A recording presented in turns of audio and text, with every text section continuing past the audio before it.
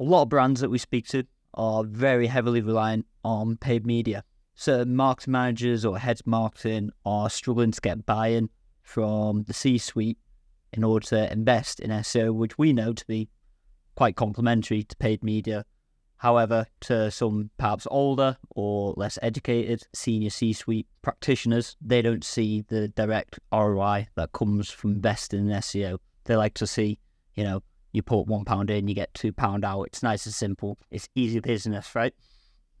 The practitioners who are pushing for more SEO investment know there's a ceiling. Currently across the board, people are seeing CPCs rising, as is competition, and it can look unsustainable if it's a solo channel. Potentially quite risky having all your eggs in one basket, wouldn't you say? Yeah, definitely. I think and most of the brands we talk to have recognised, like they start, particularly the kind of new e-commerce startups, begin on a kind of paid social, and maybe if they've got to the paid search side of things, and they know, everyone knows, right?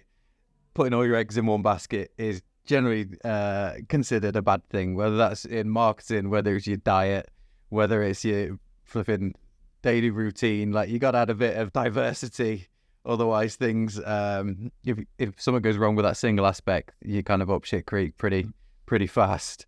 So most of the brands we talk to at this level have already recognized, they're like, we're doing paid social, and that's fine, but there's probably a limited lifespan of that being the only thing, particularly with, you look at Meta and the amount of money you used to be able to make, and then it gets harder and harder and harder. You see this same with TikTok. There is the kind of the wild west of TikTok ads, and eventually over time, we've seen it time and time again, it will get more and more difficult as everyone else joins in. So they are looking to diversify.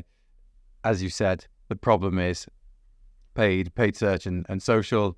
You can apply at least somewhat that £1 in, £2 out mentality. You can treat it almost like a cost center, whereas things like organic search are more of a investment. They do have performance aspects to it, but there are not guaranteed results, and they're far from immediate as well. So the question is, help people move away from it? Yeah, ultimately. Should we do some role play?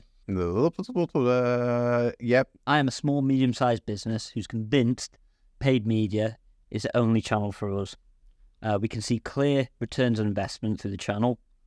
Why can't we just keep to the simple and profitable channel? You absolutely can. If you want to, you go for it. Knock yourself out, and you'll probably do all right out of it. If you know you've got really limited lifespan, like if you're building this business for sale, no, yeah, it's not a good idea. No, it's a rubbish idea, because even if you're doing that, like, no one wants to buy a business that, and here's the problem, that's solely reliant on one thing. If we were trying to sell the agency and we only had one client, no one's going to want to fucking buy that agency, because the second that client leaves, you have zero income. It's the same with social. You do not control how Meta ads work. You do not control how TikTok works. You don't control any of these external platforms. They're third parties. They're not you.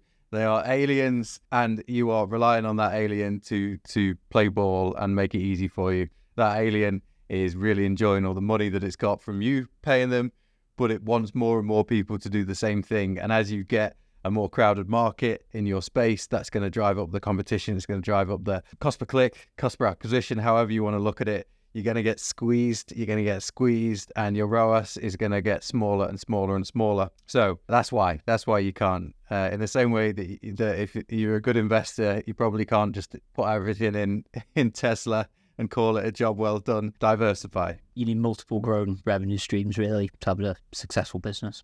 Exactly. And I think everyone gets that. I think it's the fear. It's the fear that stops people doing it, because at least with paid performance, you can, with all its flaws, you've got a perhaps more simple attribution model if you're doing that on its own, and you can go, well, I give the agency or I give the paid team this much money and they give me this much back. That's a simple thing to work out. There's the fear of the other things being a bit more complicated that it's holding them back more. Keeping my role-playing hat on, my CEO is absolutely glued to the idea of paid media. Can I make the argument that SEO is a viable and potentially profitable investment? Again, depends on what kind of CEO they are. If they are a lot of them like the old numbers, right?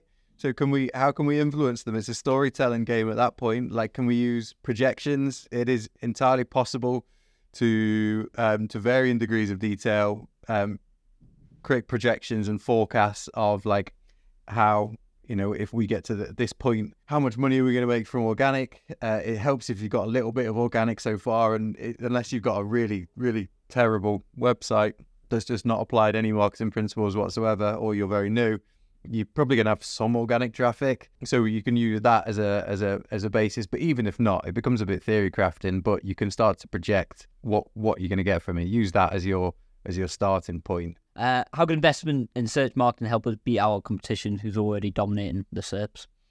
Yeah, so in terms of beating competition, I mean, how is obvious, right? Because you just want to make sure that the traffic you're getting is making more money than your competition. Is that something that people toil over so much? Probably not. They more care about the money that they're getting.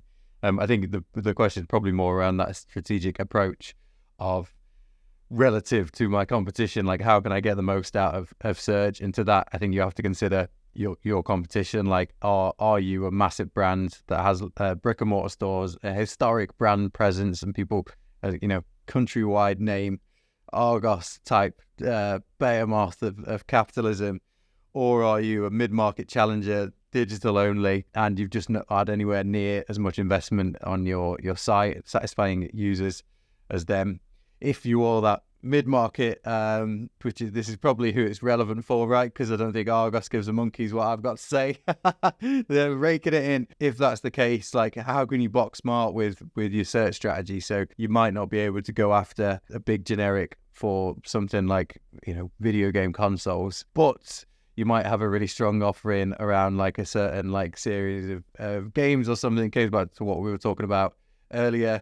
If you're a toy store and you've got loads of Marvel stuff, can you use that to your advantage and go in for like specific long tail, more niche stuff around that Marvel like cluster, and use that as your entry point to the market? Like, go in specific. If you can't beat them at the top, beat them at the bottom where they're too busy looking at those massive generics with all that big search volume, and it's all exciting for them, but they're not looking down in the weeds. So how much of that can we scoop up without them noticing, and we'll get all the money that way? Where do you start with a transition from heavily relying on paid media over to investing in SEO? So this is a good one for the kind of C-suite skeptics currently heavily relying on paid media in whatever form, and we've done the story, we've sold it in that we need to diversify our channels, and they're like, yeah, ace, okay, but it's scary though, so I'm a little bit nervous. So how can we kind of gradually build out those channel bases?